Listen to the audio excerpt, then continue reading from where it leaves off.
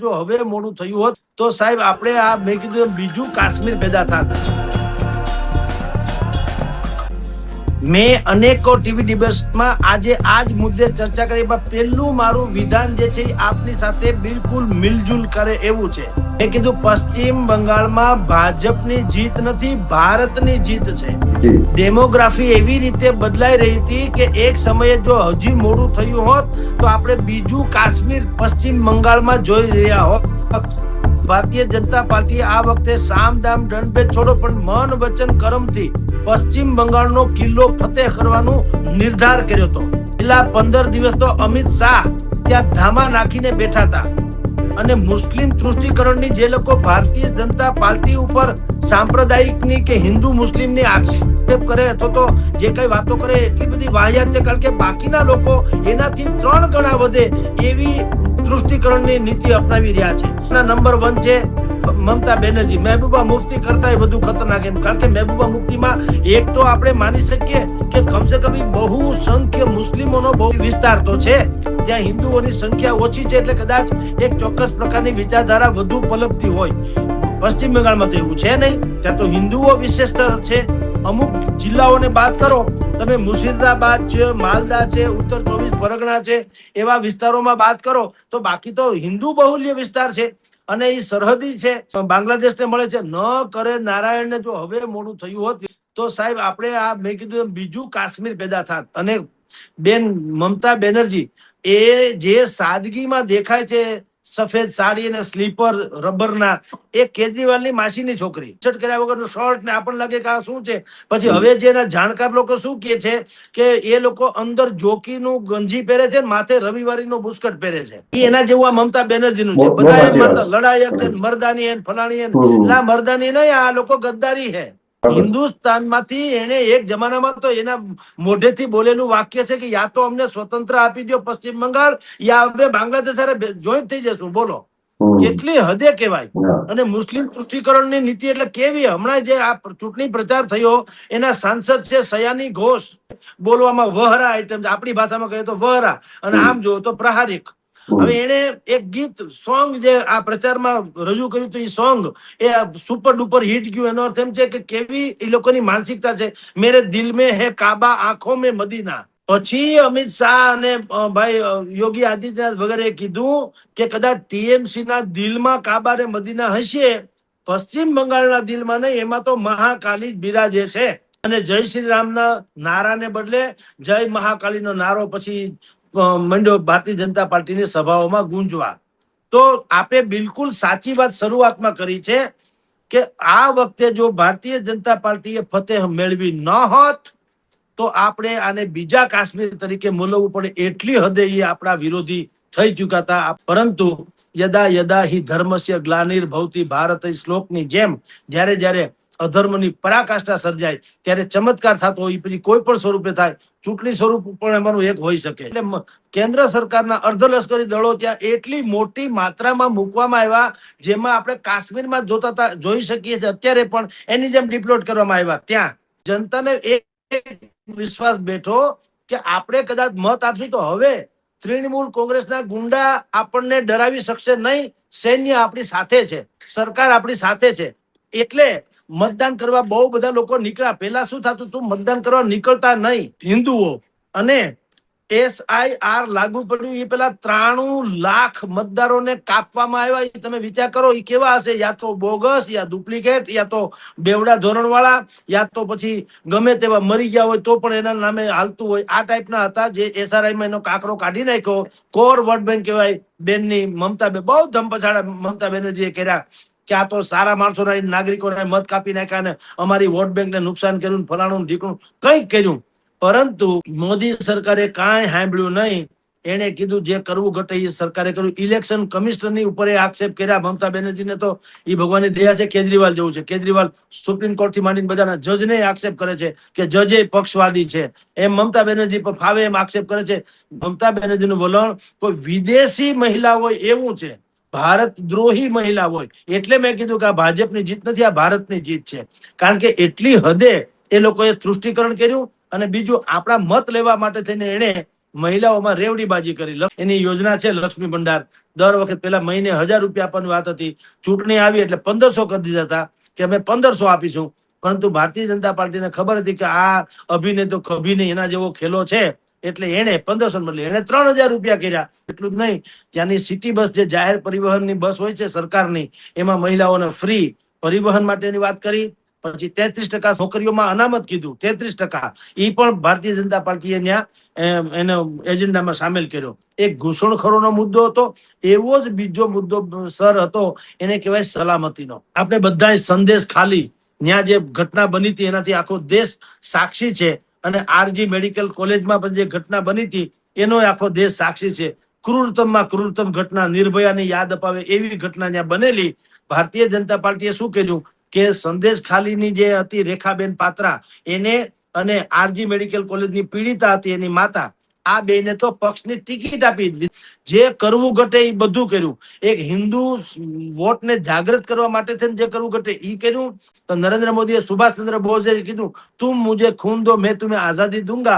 એવી રીતે એને કીધું, તુમ મુझे વોટ દો मैं तुम्हें आजादी दूंगा, મુક્તિ दूंगा આ બધા પીડાઓમાંથી. અને એ બધું ક્લિક થયું અને 15 વર્ષનું શાસનનો કિલ્લો જે હતો એ ઢહી ગયો.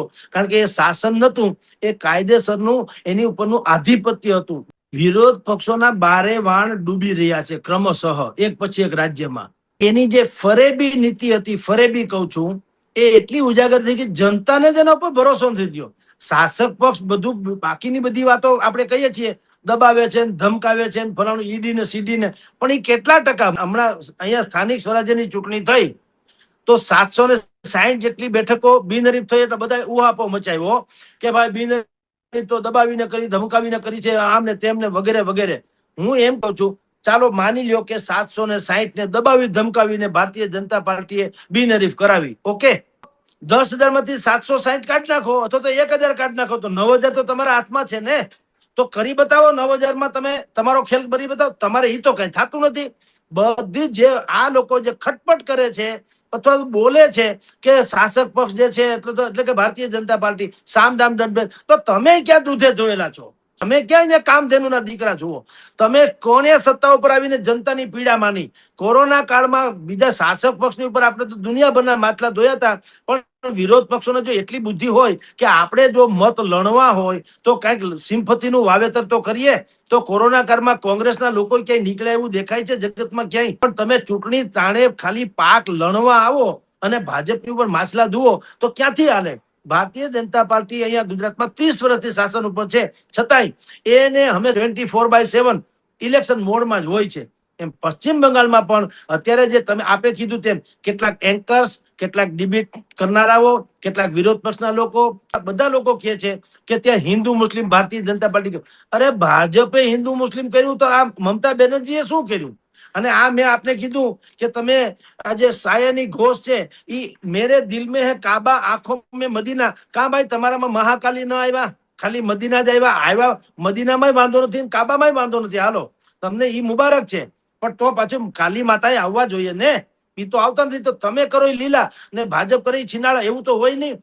એને મમતા બેનર્જીની પાર્ટીએ મુસ્લિમ તૃષ્ટિકરણની પરાકાષ્ઠા સર્જી, એના વિરુદ્ધમાં ભારતીય જનતા પાર્ટીએ હિન્દુ મત જાગૃત કર્યા, એટલે આ ફલશ્રુતિ પ્રાપ્ત થઈ. અનેક ચેનલ્સ વાળાએ પૂછ્યો મને, એને એમ કીધું કે આ ચૂંટણીમાં કયા મુદ્દા આવેલા? મેં કીધું આ તો છોડો, હવે પછીની નજીકના ભવિષ્યની અનેક ચૂંટણીઓમાં, જેમ કે 2027માં ગુજરાત ધારાસભાની ચૂંટણી, 2029માં લોકસભાની ચૂંટણી, લખી રાખજો. હવે બધું ચાલશે કટ્ટરવાદ ઉપર. અને કટ્ટરવાદનું ગુજરાતી ખાલી કોઈની વિરુદ્ધ ન થતું, પણ તમે હિન્દુઇઝમમાં માનો છો તો કટ્ટર રીતે માનો, સોફેસ્ટિકેટેડ નહીં, મવાળવાદી નહીં, દહીં દૂધમાં પગ નહીં. કાં તમે હિન્દુનું ગુજરાતી મુસ્લિમ વિરોધી થતું નથી. હિન્દુસ્તાનમાં રહે તે હિન્દુ. તો હિન્દુસ્તાનને તો પ્રેમ તમારે કરવો જ પડે. જો હિન્દુસ્તાનને પ્રેમ ન કરો તો હવે હું એનું ભવિષ્ય લાંબુ જોતો નથી.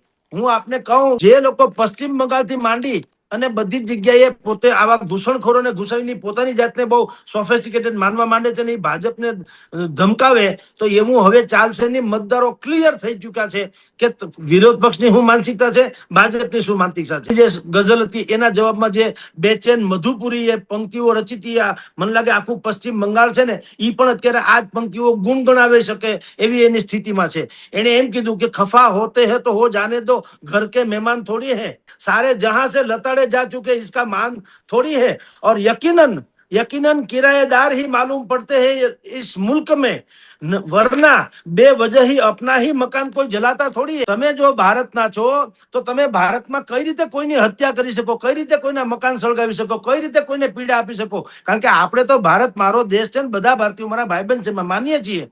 તો તમારે આ જે ઘૂસણખોરો રોહિંગ્યા કે છે ઈ છે, બાકીના બધા છે નક્સલવાદીઓ છે, તમારી પોતાની એક પેરેલલ ગવર્મેન્ટ છે, તમારી ખંડની ઉઘરાવો, તમે પીડિત કરો, તમે હેરાન કરો. ટાટા જેવો ટાટા નેનોનો પ્રોજેક્ટ ગુજરાતમાં અમથો થોડો આવ્યો છે. એ એટલા માટે આવ્યો, ન્યા સલામતી નથી, ઔદ્યોગિક સલામતી પણ નથી, અને એક પ્રકારનું એવું વાતાવરણ કલકત્તા અને પશ્ચિમ બંગાળમાં થયું. ડાબેરી પક્ષો તો સમજતા પણ મજૂરવાદી હતા ને, બુદ્ધિ એટલે મજૂરના ખભે બંદૂક ફોડતા હતા. પાછા મજૂરનું હિત નહીં, એ ડાબેરી પક્ષોનો બીજ મંત્ર છે. મમતા બેનર્જીએ એની વિરુદ્ધમાં એને મુસ્લિમ તૃષ્ટિકરણ કર્યું તો આખી ડેમોગ્રાફી બદલાતી ગઈ. પશ્ચિમ બંગાળ ખોવાની વારેમાં તો આંગળીમાંથી નખ હોય ને એવી પશ્ચિમ બંગાળની હાલત હતી. આંગળીમાં હોય તો વધે, એનો અર્થ એમ છે કે આપણા છે ને જીવે છે, પણ તમે નખ કાપી નાખો, નખ કોઈ તરફડિયા ન મારે, કારણ કે આપણા હોતા જ નથી. આપણું ખાય અને આપણે અહીંયાથી ખાઈને વધવું, પણ આપણાથી જુદા પડવાનું એને લેશ માત્ર વેદના કે પીડા થતી નથી. એવી માનસિકતા વાળા જે લોકો રોહિંગ્યાથી માંડીને બધા હતા, એના માટે તેને સમૂચા પશ્ચિમ બંગાળની જનતાએ, મેં આપને કીધું તેમ, એ છે હવે અમારે તમારું કામ નથી. એમાં ચૂંટણી પંચને પણ લાખ સલામ છે કે અનેક પ્રકારના આક્ષેપો છતાં ચૂંટણી પંચે નિર્ભય નિષ્પક્ષ ચૂંટણી થાય એના માટે થઈને લોકતાંત્રિક ઢબે બધા જવાબ આપ્યા, સુવ્યવસ્થા ગોઠવી અને કેન્દ્ર સરકારે ખાસ કરીને બાકીની સુવિધા સલામતી લાગી વળગે ત્યાં સુધી એટલી જડબેસરાક લોખંડી સુવિધા વ્યવસ્થા ગોઠવી કે જનતામાં એક આશાનો સંચાર થયો અને બધા મતદાન કરવા નીકળ્યા. રેકોર્ડ બ્રેક મતદાન, 92% એવરેજ, 92% મતદાન થયું.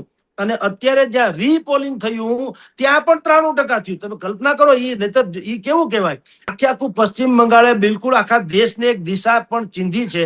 અને ભારતના જેટલા લોકો છે એને સમજવું જોઈએ, મોંઘવારી, બેરોજગારી, બાકીની બધી બાબતો એ ગૌણ નથી, પણ એ બાય પ્રોડક્ટ છે. જેને સરકારમાં ટકવું હશે એને આ બધી સુવિધા આપવી જ પડશે. એટલે એના માટે મથામણ કરો, પણ મૂળ સર સલામત તો પગડિયા બહુ